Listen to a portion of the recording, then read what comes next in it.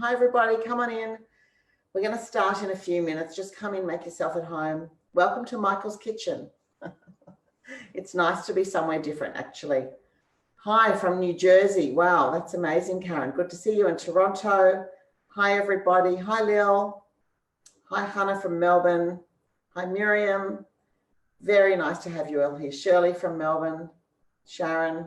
Everyone's very happy to see you, actually, which is really nice. As I said, I'm very happy to be here. So we'll start in a couple of minutes. Grab yourself a cup of tea and get comfy. It's going to be a really, really enjoyable hour. I promise you that.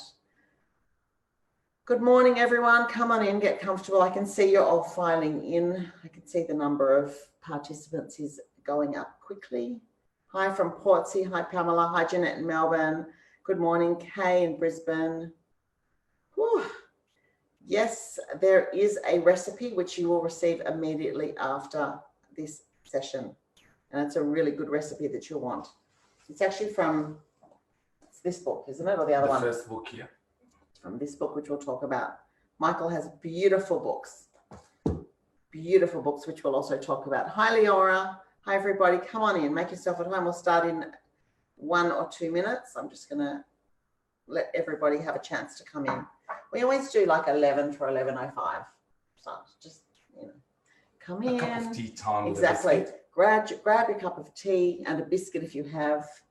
I have to say I was very brave because I brought Michael as a thank you. I baked for him. I really thought, should I not? Anyway, I baked for him, so we'll see what he thinks. Perhaps we'll hear during the week what he thinks of what I've baked. I've been using a lot of the recipes from your book, so I'm looking fingers forward crossed. to this. It's pressure to bake for someone like him. I just want you to know that. Do you know that we have the honey cake on display this week? Ah, did it go well? The layered one. Yes. Love it. Hi, Ruth from Perth. Hi, Esther. My sister's there in lockdown. Hi, Esther. Hi, everybody, and welcome. And I think that we will start. Everybody's coming in. I can see we've got lots of people, and I think it's ready to, we can go. All right. I'm just going to have myself a little sip of a drink, and then we will begin.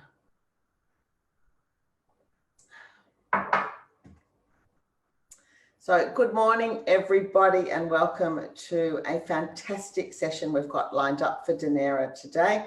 I am Lisa Goldberg from the Monday Morning Cooking Club, and I am so excited to have a very, very special guest with me today. This is Michael Ranstissi, Chef Michael Ranstissi, I should say, from Sydney's really iconic now, I think it's part of Sydney's food culture, Kepos Street Kitchen and Kepos & Co, just around the corner from where we are now in Redfern. Are they both Redfern? One's Redfern and one's Waterloo. One is Waterloo, even that is just across the road. Yeah, they're like really close to each other, but they're different suburbs.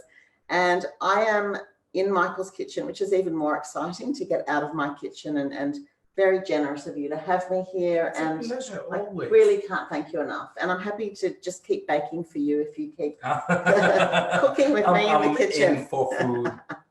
Okay, so let me just tell you a little bit about Michael, what I know, but we're going to chat through the morning as we cook an amazing dish. But I just want to give you a little bit of a background of Michael, who most of you who know Michael know he was born in Tel Aviv, Israel, and I would say that his mother inspired his culinary interest, but we can talk more about that. And he ended up going to Tadmor College in Israel to do culinary studies, and then the EPI Academy in Paris, and then the Culinary Institute of America in New York. So that's quite a huge number of years of study, I think. And then in 2005, he came to Australia, and I want to find out why, which started his journey. And now we are 15 years later, and he's now has 2 amazing restaurants. 2012 saw Kepos Street Kitchen open, and then in 2015, Kepos & Co. And they are both outstanding. And I just want to say to all of you who are not from Sydney, when the borders open, which I hope is soon, you need to get on a plane and get to Sydney, and one of your stops has to be one of his restaurants because they are truly amazing. Michael describes his food as modern Middle Eastern and also Mediterranean. And I'd love to talk to you during the morning about the difference between Mediterranean and Middle Eastern. But it's really the home style cooking that Michael grew up with and loves that he wanted to serve in his restaurant. So when you go there, you actually feel like you're in Michael's home, which is, I think, what you want. Yes. And now I'm actually in Michael's home, and that's so exciting. And I think that it's fair to say that his hummus at the restaurant, which is made in the mortar and pestle at the table with this taboon bread, is Addictive. bloody amazing. Like truly, you know, something you need to try for yourself. So, and Michael is married to the lovely Christy, who was here a minute ago, who has gone. And together they have produced 2 amazing books, and I really love them. The first one is Falafel for Breakfast, and the second one is Hummus & Co. And it's all the recipes from his incredible restaurants. So if you can't get to the restaurants for a while, you can make your own at home, which is pretty good. And it's a very nice love story because they met when Michael was working. He was sous chef at Sydney's Bathers Pavilion, which is another iconic Sydney restaurant. And they met during the time there. Christy was behind the scenes in the office manager, and that's where they met. But I understand the romance started after you left there. Is that right? That's very true. Good to hear. Yeah. And as far as the books go, I'm proud to say that we share our books and your books. We share the same amazing photographer, Alan Benson. And has he done both your books? He's done both. Yeah. And he's done all 4 of ours. We're very lucky to have him as very a lucky. photographer. So shout out to the great Alan Benson if he's watching today. Just one quick word about his food, Michael's food, before we start. I am the sort of person that I go to restaurants through my life, and I remember dishes from 20 years ago, from 30 years ago, just one dish from one restaurant, and it stays with me forever. And thinking about Michael's restaurants, I can still taste the hummus and the taboon bread. I can taste the lamb burger I had once at Kepos Street Kitchen years ago. Just so perfectly cooked and seasoned and juicy, amazing. His Brussels sprouts are legendary. And instead of bacon, you use a sausage, right? I do use a sausage, a sujuk. Yeah, so he'll tell us about the sujuk. It's very interesting. So, you know, a lot of us go to restaurants and don't want to eat the bacon with the Brussels sprouts. This is a very good option. And his cauliflower salad with pomegranate is legendary.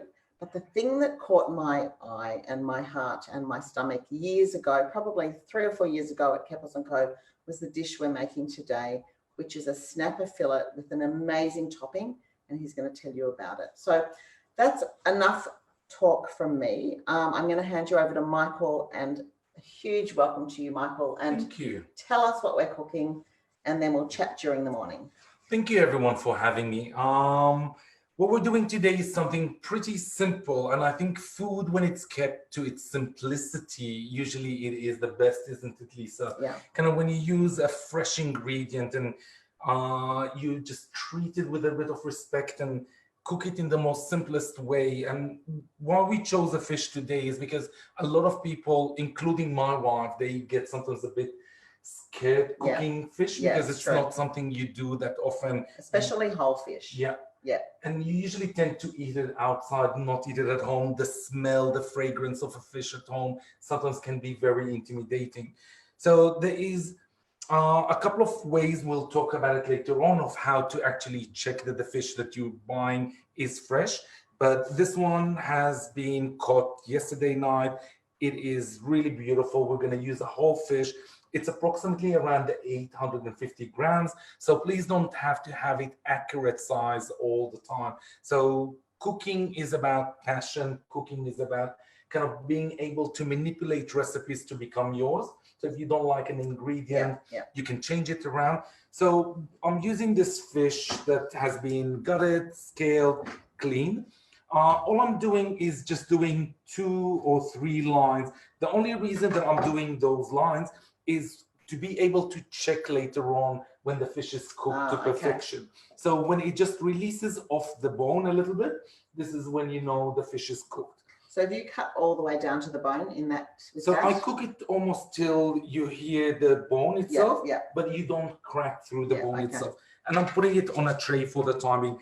I want to do a crust for that, just to give it a bit more interest. So yes, we're having a beautiful fish, but we want kind of the flavor to come through. I'm using a recipe that is a play on a classical kind of Lebanese dish called samkihara, that means spicy fish. Yeah. But we're modernizing it a little bit more. So you can use as much chili as you want. I like my food very, very spicy. I can handle my spice. but I totally understand if you don't like chili, don't use the chili. I'm not taking the seeds off. I find home cooking needs to stay rustic. You're not a chef, you're not trying to be a chef. It's all about keeping as much as you can of the integrity of the ingredients. I like the extra heat that you get out of the seeds. Are these as hot as red chilies? Not as hot as red chilies. I did not want to put red chilies because I did not want them to have the visual of the red on my fish. Yeah. So I wanted them to be a bit more discreet. So I love that you didn't take the seeds out, but of course, if you at home want to make it and you don't love spice, by all means, take the seeds out. Absolutely. Change the recipes, change them to what you like. And I think that's what makes a recipe even more special when you take something and you make it your own. Yeah. So all I want to do is just put it on the stove. So we'll change the camera over later. Just heating it with a little bit of olive. We're going to take you over there, don't worry, in a minute, but he's just going to heat the olive oil for starters. So you're putting some olive oil into it. All I'm putting is 2 tablespoons of olive oil. I'll chop everything over here and then we'll move to the other side. Okay. Now, I find it a lot easier when you cook at home is get all your stuff ready in advance. This way it gives you a better time to enjoy a glass of wine. So I'm using some flat parsley. Yeah. I like cleaning them all and washing them in advance and then drying them in the fridge. So this way, when I am chopping them on the spot, I'm chopping them from dry and I'm not over bruising my herbs. So do you wash them, drain them, and then do you wrap them in something before I wrap them in a cloth. Okay. So I'm a bit hysterical, a bit like my mom, and I think we all got hysterical. Everything that we did not like our parents doing, we end up doing. So my mom goes to the market, buys everything, washes it all, then repacks it and puts it in the fridge and then washes it again before using it. Really? That's very intense. Hysterical. Yeah. I mean, my mum used to, and she probably still does, washes lettuce, wraps it in a tea towel and makes a little package, and that goes in the fridge. So all the lettuce at my mum's is in little tea towel parcels. Yeah. And I bet you my sister does the same. I've actually stopped doing it, but I like the idea with herbs. So you could do it in a cloth, a tea towel, or a paper towel. Would be the same. That is very true. And I think it just gives you an easier way of kind of not having to wash them every time you get them out. And then they stay dry. For how long? How long ahead can you do that? I do with them I do most of my meal preps at the beginning of the week. So everything from herbs and vegetables, I try to do them at the beginning of the week and towards the weekend again. So twice a week, if you do whatever you need. And then as well, you can chop them in advance and put them in the fridge as well. If they're dry, they don't go wet. It's the moisture that ruins them. Yeah.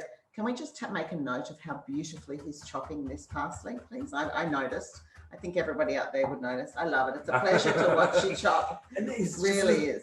And it's amazing how when you are using a beautiful organic parsley, you can actually smell it. It smells beautiful. You can smell parsley. Yeah. Lovely. Love it. So now we're ready to go to the other side. Okay. So I've got over here the walnuts that I'm going with. I've got the parsley that I chopped, the chili, a little bit of cumin powder, a little bit of coriander powder. Everybody that knows my cooking knows how much I use cumin and coriander in a lot of things. So we're moving to the other side. I'm going to come over and get this computer, and we're going to just walk around. Just bear with me while I walk you around. We'll just go over and see what he's doing over there. It already smells good, actually. All right, so that's good. We're set up nicely there. I'm going to hide behind Michael over here so you can see him. So I've heated the pan up. Now, I don't want to over toast my nuts. All I want to have is just a light toast because they're still going to continue cooking in the oven because that is our crust. So I'll get the heat out of this one. Now I'm adding my chilies. I just want to fry them to get a little bit more heat out of them. Now we're not putting I'll put the induction on. Chili is very strong. I love my chili. So you don't have to put as much. So all I've done over here is the chili. I don't want to color it. All I want is just a little bit of cooking, just to getting a little bit of the heat out of them, getting a little bit more flavor. Now I'm adding the spices onto it because I just want to cook the spices a little bit through. And while this one is cooking over here, now I'm adding my walnuts. So he's gone chili, spices, cook for a second, now the walnuts. And now all I want is a light toast on it. So it will take us 1 or 2 minutes to lightly toast it because it's going to continue baking in the oven, Lisa, and everyone. So you don't want to over spice it either. Oh, sorry, over toast it. So I'm adding a little bit more oil to continue my toasting process of it. I'm increasing the heat. I think I turned it off. It smells delicious. Chili, spices, I love it. And some more olive oil. Can never go wrong with oil. And now please don't worry about the quantity of salt that I use. I'm a chef, I love my salt. I know every time that I have a demonstration, I always want some salt now? Told about the quantity of salt that I'm using. Do you need salt now? Yes, please. And I'm using some nice flaky salt. You don't have to use it if you want to use normal salt. I just like that you get the crunch out of the salt while you're eating something. So as you can see, it's not taking now more than 2 minutes. It's starting to get the fragrance out, all the beautiful oils out of the nuts. So it's not even harshly toasted, it's very lightly toasted. Now all I want to add to this is my parsley towards the end. Sorry, Lisa, too spicy, isn't it? Chili. Yeah. So now all I'm doing is just wilting the parsley through it. So I'm taking it off the heat and folding the parsley through it. And you can see that nice little sizzle. I wish you could all smell it. It smells amazing already. So that's my crust. Now we're moving back to the bench. So just come with me. We'll move back to here. It smells really good in here. I wish you could all smell it with me. But anyway, all right. How's that? Okay. Great. Okay. Yeah, see, now I'm getting the chili as well. Coughing too. It's not just me. I thought maybe there was some, I was a bit of a wuss, but no, it's quite spicy. It is very spicy. So now all I want to do is season my fish a little bit. So you can put lemon in the belly if you don't like the smell, but I don't mind. When you're using a fresh fish, you're getting beautiful fragrance anyway. So you're not getting that horrible fish smell, and especially when you're using white fish. So now all I'm doing is just drizzling it with a lot of love of olive oil.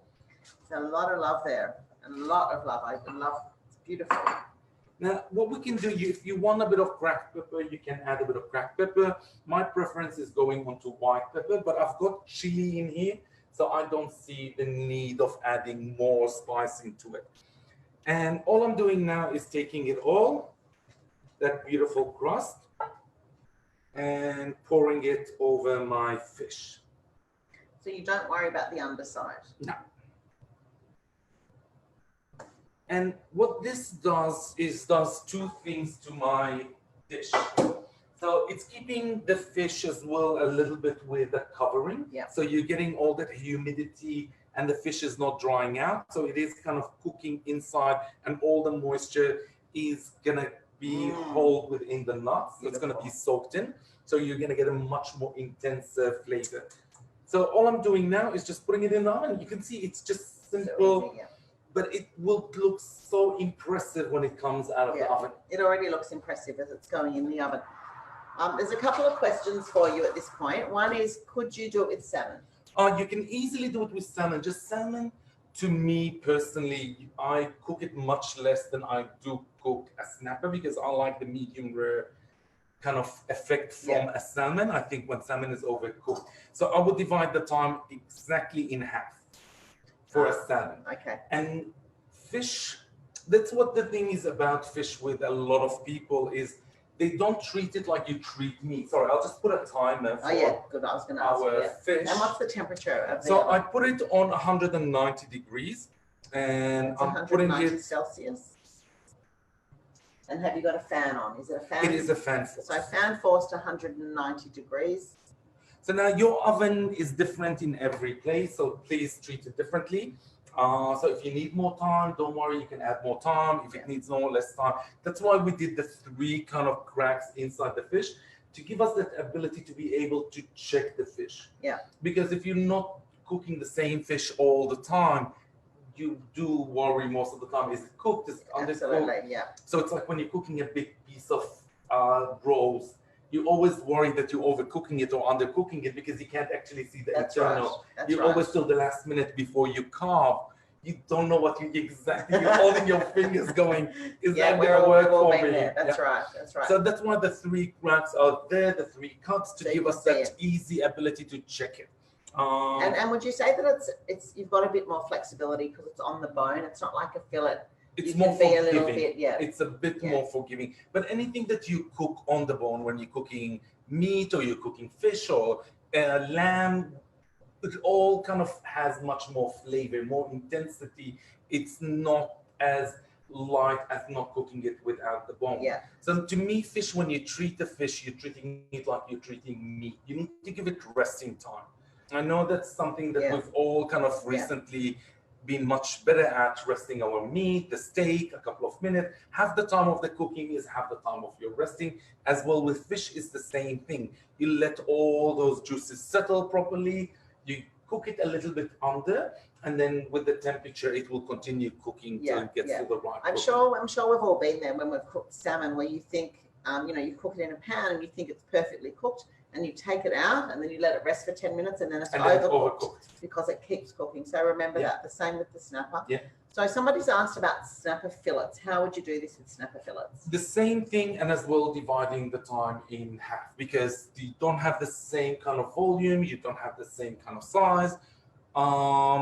Yes, you can use fillets as well. It would be the same kind of taste, not as intense. I like when you are eating and you need your hands. There is something a bit more special. Like when you are eating in a restaurant, you need to be a little bit more polite, eating with a fork and a knife. But there are sometimes times where food is much more enjoyable when you're actually eating it with your hand. Pizza never tastes the same when you're eating it with a fork and a knife. Of course. Or a burger. You need to have that kind of... It's true. But it's also nice to sort of, that chili's still very strong. I'll move it away. People need to...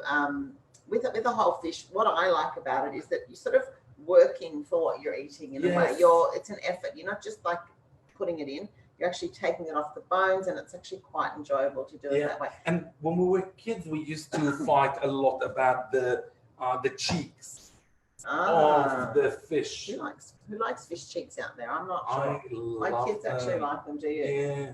I don't know. It's just what you get used to, I think. Not sure. I don't know. My grandma always used to say, if an animal is slaughtered for you, you have to be very respectful of every part. That's true. So that's where kind of the whole eating of a whole kind of fish came from. And what about the eyes? Now, the ways of how to, because a lot of the time when you go to buy a fish, you just don't know what you're actually looking for. So this one is a fish that was caught yesterday. It's very rare to be able to get your hands on fish like that, but if you do, so the ways of being able to, so this one is not scaled and gutted. We did it over here, the first one. So to me, first of all, smell. Use all your senses. That's the most important thing. We have those senses, use them. Don't let anyone tell you that the smell is right if you don't think the smell is right. Eyes need to be very shiny, very bulby out. As you can see, they cannot be any shinier than that. I'll bring it closer. Yeah, very shiny eyes. The smell has to smell like the sea. Yeah. So it doesn't. There's nothing fishy about it. Yeah. I know. I feel bad for fish every time we say it smells fishy, because surely fish should be entitled to smell fishy. Yes. But fishy bad is not good. No. This smells fishy like lovely. Yeah. This smells like the sea. And then the other thing is, when you are at the fishmonger, sorry, Lisa, you have to make sure that the blood inside it is very fresh blood. So when it is very brown and it's not blood, so you have to see that the blood is fresh blood. So that as well determines if it's very, very brown and dark and very gluggy, you know that it's not fresh. Yeah. So these are the couple of tips to be able, and as well, you trust your fishmonger. Yeah, I think that's the most important thing, really, to have a fish The shop that relationship. know you. Yeah. And to me, kind of that relationship is so important when you use the same fishmonger all the time. It even reminds me of stories of my grandma. When we were kids, she used to drag us to the butcher, and she used to not accept taking anything from the shelf. She had to go into his fridge and pick everything up from his fridge. And I still remember it till today. They would go in, have an argument together. She would leave the shop, the butcher will follow her, and it would be the same routine twice a week. I love it. So that's where you learn. You got the need to get things as you want them, you know. And I think it's important that you have that relationship. Yeah, I agree. Somebody's asked about nuts. Someone earlier asked, could you use another nut instead of walnut? And someone else said they have someone who can't tolerate nuts. What do they use? So you can use any other nut if you want to. So you can change it to a cashew, you can change it to pistachio, you can change it to whatever you want. Walnut is just easy to access, is not an expensive nut to be able to use, and it has a nice content of oil as well in it that a lot of other nuts don't have the same content. It has this nice fragrance in the room while it's toasted. It's not that other nuts don't, but it's just, I find it a little bit more easier to access. But you can change it to any other nuts. I don't recommend peanuts, but if you do want, it would work. It would not taste any dramatic difference to this one. But walnuts are very, very special because they're not too hard. Like an almond, once it toasts, goes very hard, right? It's a different thing. But almonds would probably work nice. Every other nut would work very easily. If you don't want to use a nut, you can easily use like a brown rice. But you need something a slightly bit firmer. So how would you do that? I would cook the brown rice separately or the black rice separately, and then do the whole process with the chili and everything, and put that on top. And put it as the crust on top of that. I like that idea. So it kind of gives you a nice alternative to a nut-free person, but still nuts would be my recommendation. I cook a lot with nuts. Would you say walnuts your number one? Oh, no. I think pistachio would be my number one nut used the most. Yes. Okay.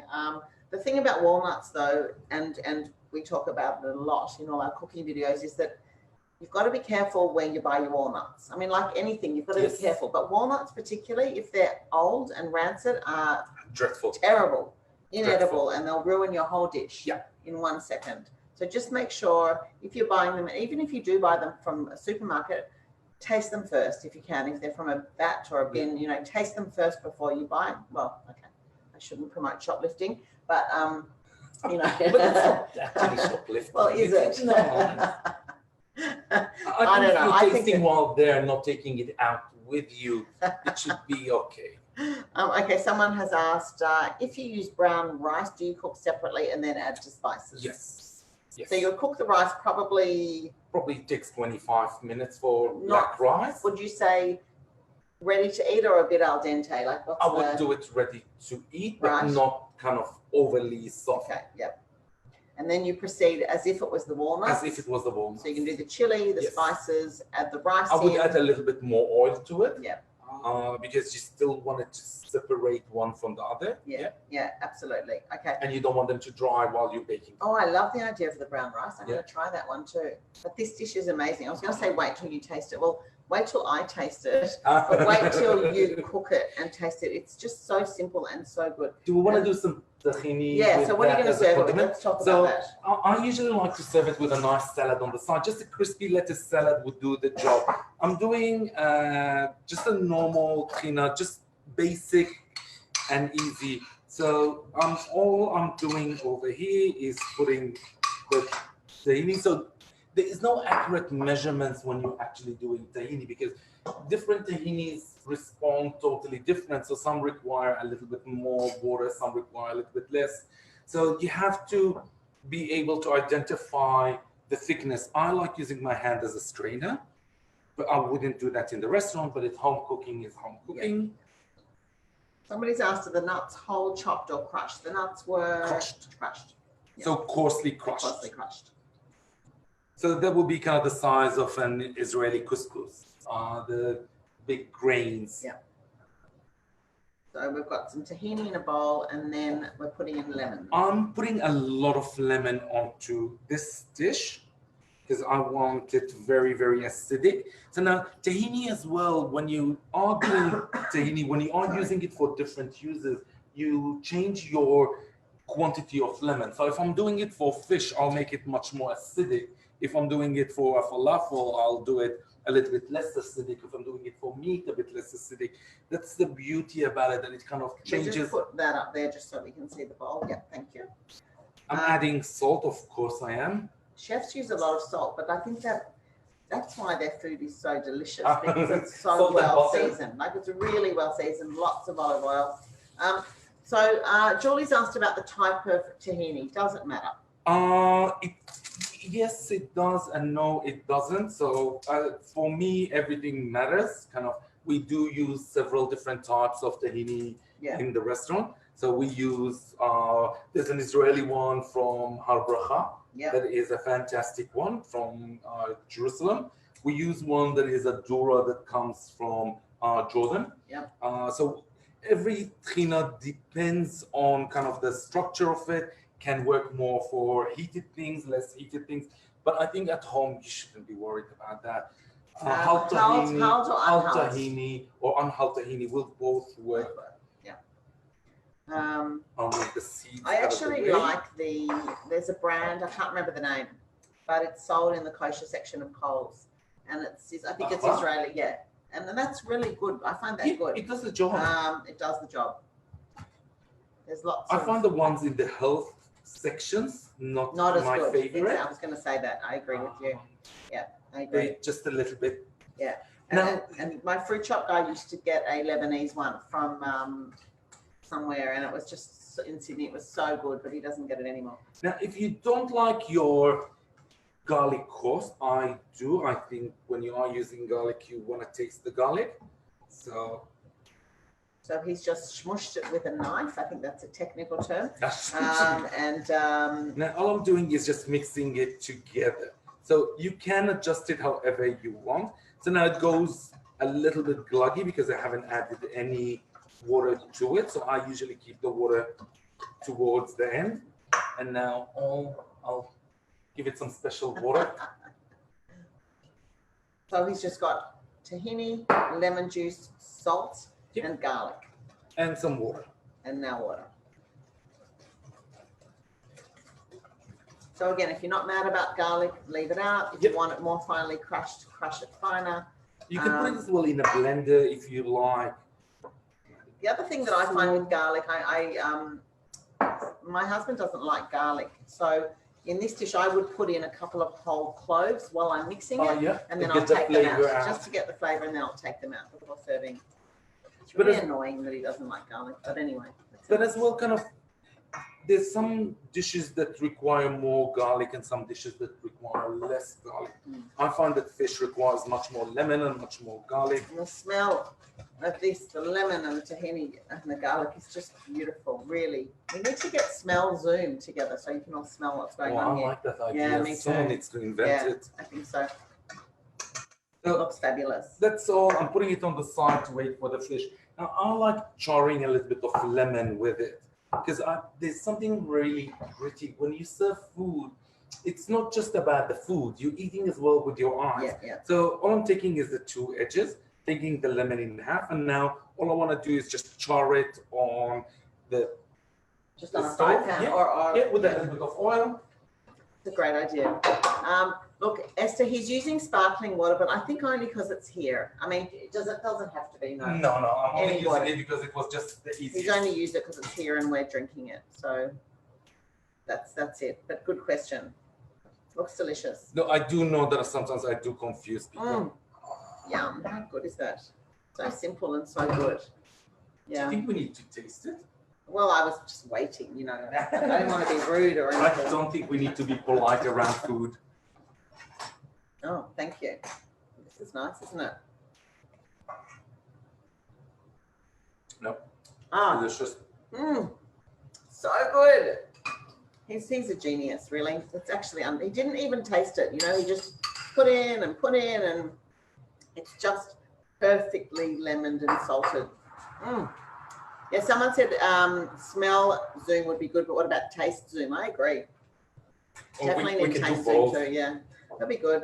Perhaps one day. That is really delicious, and it'll go well with absolutely anything, any sort of fish on the barbecue or whatever. Just makes it takes it to a new level. Steak as well. And when you're doing kind of like a bristle with this one, just towards the end, kind of there's a dish that my mom used to do a lot when we were kids. So she would do the tahini. She would do like a meatloaf. Yeah. So she would take the whole kind of mince and put some herbs inside it, olive oil and a little bit of onion and some pine nut, and bake it in the oven in a tray. And then when it just releases a little bit of juices when you're cooking a big slab of meat. So towards the end, kind of a couple of seconds before she pulls it out of the oven, she pours the tahini on top of that. And then this dressing or just tahini? The whole thing, like that. Yeah. She would pour it on top of the meatloaf, and that's what we would have inside the hot pita bread. Would she put it back in the oven with that, or that's when it comes out of the oven? It just comes out of the oven 30 seconds before it comes. She pours it onto it. I love it. And then she takes it out. And so it's amazing how there's the most amazing food that we remember about our moms. Yeah. It's the lazy food. So it's when they don't have the time to cook, they make things up. That is fantastic. So it's mincemeat with spices and herbs, olive oil, pine nuts into a meatloaf. Do you put eggs in to bind the meatloaf or anything? Nothing. I think we all need to go and do that. Yeah. I think that sometimes there's some lazy food that we all that is freaking delicious. Sorry for my language. That is so good. And then you pour this on top to eat it with pita bread. Yep. I love it because you've got a dish on your breakfast menu which is minced with spices in a pita. Is that inspired by that? Yes. Yeah. I love that your restaurants are inspired by your childhood. And I'd love to actually hear about growing up in your household. Like, tell me about food and how big a part it was. Look, my mom is an extraordinary cook. She's really, it's not because she's my mom. I know everybody loves their mom's food more than any other food, but my mom is quite an extraordinary cook that I think I'm the only one out of my brothers and sisters that actually inherited that gene from my mom. My two sisters can burn water. I hope they're not watching. Yeah. It's too late. I think I've already said it out loud. Okay, so you got it from your mum. And everything circulates around food. I think she just would prepare things the night before, so this way when we came from school, there would always be that amazing meal. And so we never grew up on leftovers because my mom is all about feeding her kids and everyone around her. So she would package all the leftovers, and there would be 3 old women living around the corner from us, but we would always take that food to go to the neighbors. Yes. And I think that created kind of the community sense that was so beautiful because there was no boundaries when they came to my mom's house. Even till today, when I go there and I'm sleeping, they would walk into my room and go, "Oh my God, how cute he's becoming," and you just go. That's community, though. That's the community. Apologies, Lisa. Sorry. I'll just take. That's a beautiful thing. And what were the things that stay with you, that she cooked for you? Like, what are the top 3? Is there a top 3? There's quite a lot. I do love how she is not the most amazing fish cook, but with meats, all her stews and stuffed vegetables and the rice and all those kind of salads. And I think that's where salads became so important for me and in my cooking, that today salad is such a focus in the restaurants and in the books and in my lifestyle. Yeah. Oh, that's the timer. So that was how many minutes? I put 18 minutes just to check. As I said, it gives you the ability to check in between. So as well, when we are checking, so we just move a little bit the nuts, and you can see it still hasn't got there. So now that the nuts don't burn for you, you just switch them a little bit. So you're toasting them, and now going back. Beautiful. Okay, so that was 18 minutes at 190 Faran, and it's going back in. You want another 5 or so, would you say? Yeah. Yeah. Okay. So back to your mum's cooking. Tell me you were telling me about your top 3 salads you loved.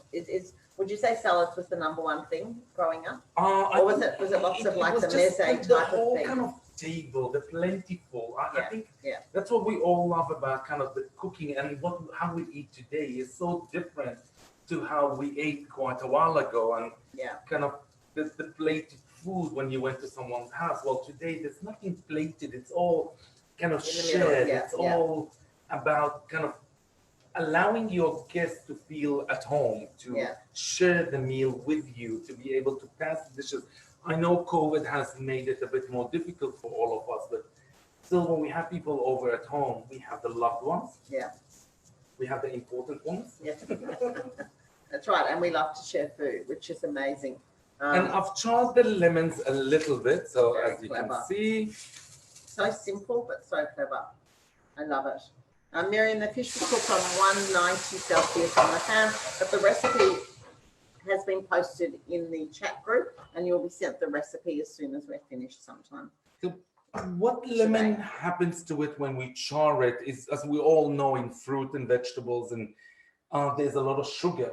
Yeah. So what we're doing is we're caramelizing a little bit of the sugar, so we're getting a little bit more of a sweetener inside the lemon itself. So we're getting an additional dimension inside our lemon when we're cooking the fish. Beautiful. That can be used in so many ways. There was actually a restaurant in Sydney. I don't know if you ever went to a cafe called Aquabar. Years ago, right? And they used to make a really great tuna salad that they were famous for, and they did that with the lemon. With the charred lemon, and it was just really nice, even on the side of a simple salad. It's just fresh. Yeah, it really is, and it looks very professional. For all of us at home, we can have a little bit of restaurant-y stuff happening. I like it. I like it. So I'd just like to, can you explain to me Mediterranean versus Middle Eastern? To me, Mediterranean is everyone that shares the Mediterranean Sea. So Sicilian food and Tunisian food and Lebanese and Israel and Egypt and all of that kind of region, that to me is Mediterranean kind of food, because it's a bit different to Middle Eastern spicy. But it is the same ingredients. It's amazing how, you know, me and my wife were cooking last week, and she was cooking something Mexican, and all the ingredients that she was using is the capsicum and all of these ones, that if you take them to an Italian kitchen, the same ingredients, you can do a totally different dish. It's just the spices are so different. And the Mediterranean all surrounds itself by the sea, the fruit of the sea that is over there, all the beautiful fish and all the citrus and the olives and the spices, and they all share, but they all cook it a slightly bit more different. While Middle Eastern is very specific. It's a lot of cumin, it's a lot of coriander, it's very narrowed, it's a little bit more specialized. It's not giving you freedom of cooking, and I like freedom of cooking. So would you say your food in your restaurant is both Middle Eastern and Mediterranean? I've been growing up in Israel, because of the different demographics that lives there, the different people, the different immigration, everybody brought something fascinating with them. That's what makes kind of Israeli food today and makes Australian food today very interesting, because there's no boundaries. Of everybody that's come, and no boundaries. You can take a dish that is classical Lebanese and add it differently and change it differently, and you don't have to stick to the traditional, because the traditional belongs to someone, and that's how they cook it. But because you don't have the boundaries of cooking, you can actually change it and not have to feel guilty for changing traditional recipes. Well, what's your favorite thing to eat that takes you back to your childhood? Hummus. We have hummus everywhere. We just can't have enough of it. I can have it for breakfast, lunch, and dinner. Never sick of it? Never sick of it. And falafels. Two things I don't think anyone can get sick of. Sorry. Yeah, I love falafels too. When they're done properly. Yours are very good too. When they're done properly. His are they are super crisp on the outside and fluffy and green. Soft and green. And green is really something that you want them to be. Oh, now I want a falafel.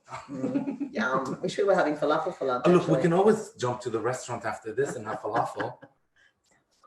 But we've got fish to eat in a minute, which I'm very excited for.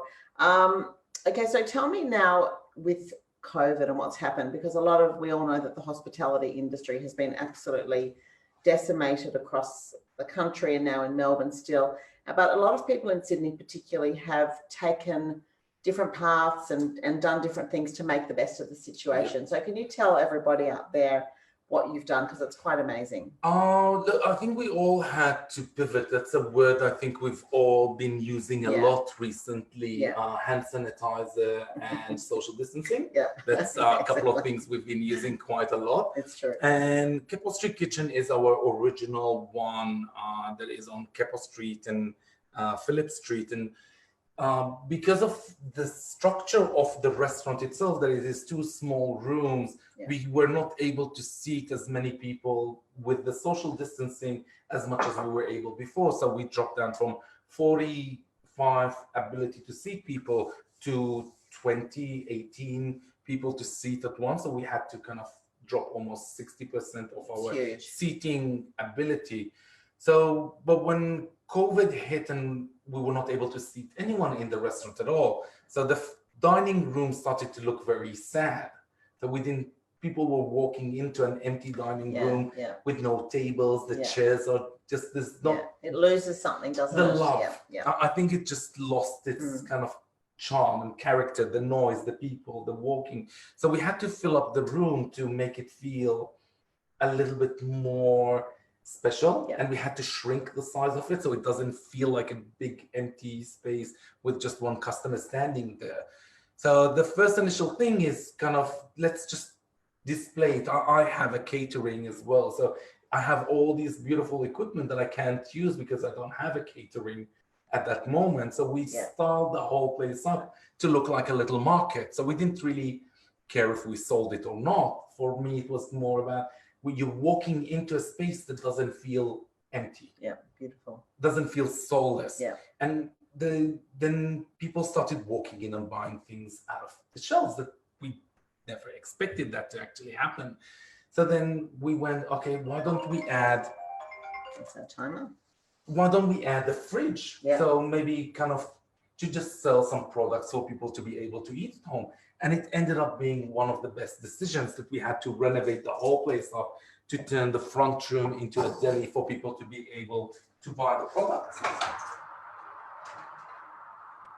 Which is smelling amazing. The walnuts and the chili, I can smell very much. Now, where is the line? Now, as you can see, Lisa, over here, I move it and it's starting to move from the bone. From the bone? So now, all I need is giving it another 1 more minute, and then we'll rest it for a couple of more minutes, and then we're ready to eat. Beautiful. Hopefully on time. I think we're doing very well on time, actually. So he did 18 minutes plus 5 plus another minute. So Shirley says that the dinner kits and the deli fridge products are superb. So he's doing dinner kits as well now, as well as all the items in the deli fridge. And it's amazing because people are now eating your food at home without having to go to the restaurant. And it's just been extraordinary because as well, it's giving people a product that they love to be able to eat it at home. And so it all started with when we closed the 2 restaurants at the beginning, and we started ordering food because we had enough of cooking ourselves all the time at home. Like me and Christy can cook, but I think we've all had enough of cooking every day 3 meals because you really have nothing to do except cook 3 meals. And then you end up eating cake for lunch. What's wrong with that? And we did a lot of baking from your book. So I would blame you for all the kilos. Blame me, I'm happy to take them on.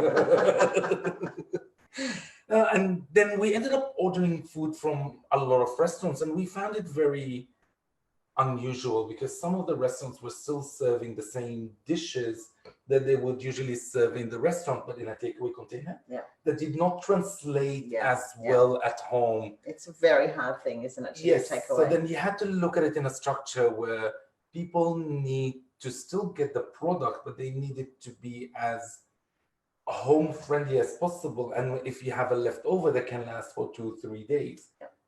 So that's where kind of the whole deli, the whole packaging for dinner is. And I think a lot of other restaurants, what they did is try to do a pack where you cook it by yourself at home. So you get all the ingredients separately. But we thought that people had enough of actually doing that as well. So all they wanted was to take the thing, heat it up in the oven for 10 minutes, and that's all they needed to do. So you got the right place in the middle where there wasn't Yes. really work to do, but they still felt like they were doing something. Well, that looks fantastic. And the fish over here is ready. So what I'm doing, I'm just taking a little bit of the burnt part off. They're not burnt, they're just over crisp, and because I'm a bit picky. Yeah, that looks beautiful though, it really does. And then I like serving things, and I think Lisa as well, with the same baking paper that it was cooked on. Yeah. There is nothing wrong with that. Yeah, it's very rustic and very beautiful to serve it on the paper. And now you're going to let that sit for a couple minutes. Yep. So what we have over here is our whole fish, the lemons over here on the side, and the trina, or we put it in a little jug over here. So when you're taking some, so you can as well do a much bigger fish as well. Yeah, that's the other thing. I sometimes like to buy one of those giant snappers that feed the whole family. Yes. And they're less bones as well, so there's less little bones to deal with. But then I'd worry that the walnuts would overcook, because you'd have to cook that fish for 30 minutes, 25 minutes. What you can do as well is just halfway through add the walnuts. Yeah, that's a good idea actually. So you might olive oil it and salt it first, and then add the walnut later on. I like it. Good. It looks very, very good. I love it. I'm adding the tuna separately. So do you think you'll ever go back to the original Kepos Street Kitchen and Kepos & Co model, or do you think this is here to stay? I think this one is definitely here to stay. It has proven that it's giving me a better lifestyle for myself, and I think that's important as an individual when you work in an environment that you don't realize how much work you actually put into it, and then when you get a break, how happier you are more. Yeah. And happy chef or happy cook is happy food. Yeah. And we all believe in that. That's why we're all tuning in at 11 o'clock in the morning to look at food. If we were not foodies, we wouldn't be looking at food at 11 in the morning. That's right. And we know that when we're happy, that meal of that specific day is always tastes better. Yeah, absolutely. I agree with that. That's why our memory of childhood food is usually so amazing, because we were kids, we were in a happy place.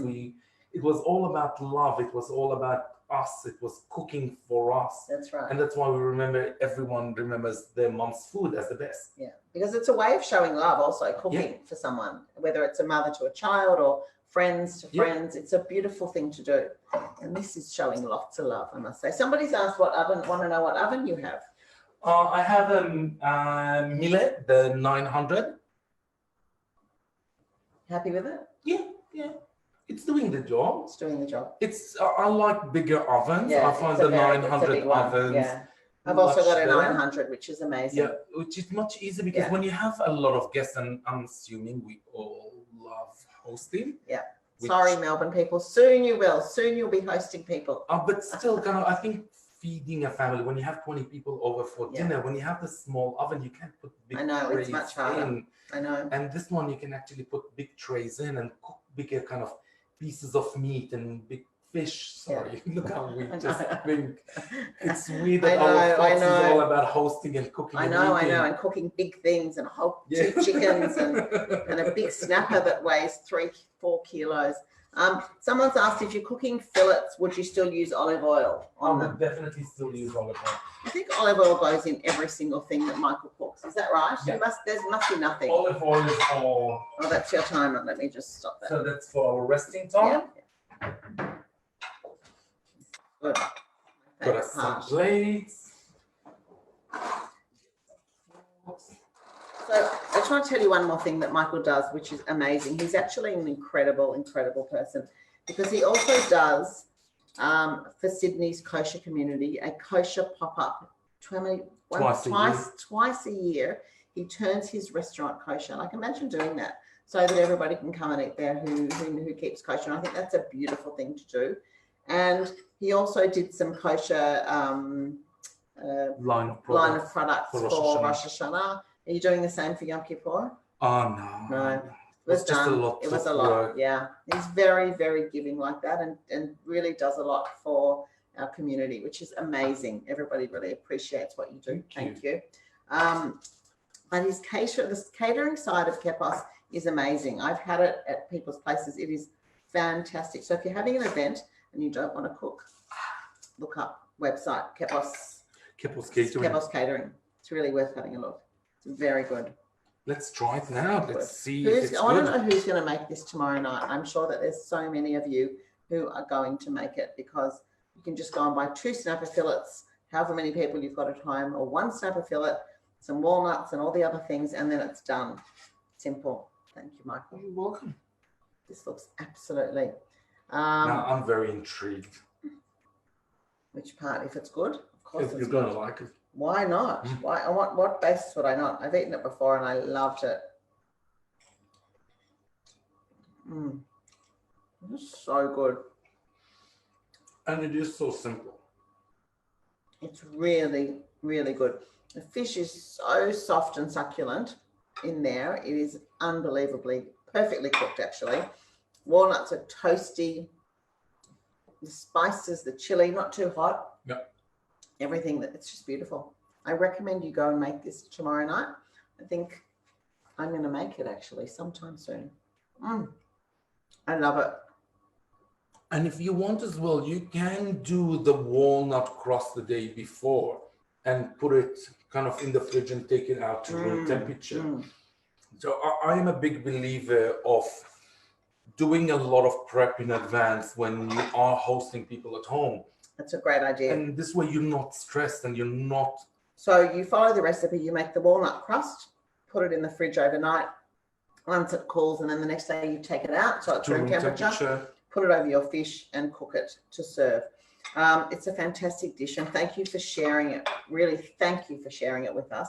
Before we go though, and before I say a proper thank you, I just want to remind everybody, if you don't know, or tell you if you don't know, on Saturday night at 7:30, Dinera is putting on a unique event to show love to everybody in Melbourne who's doing it really tough.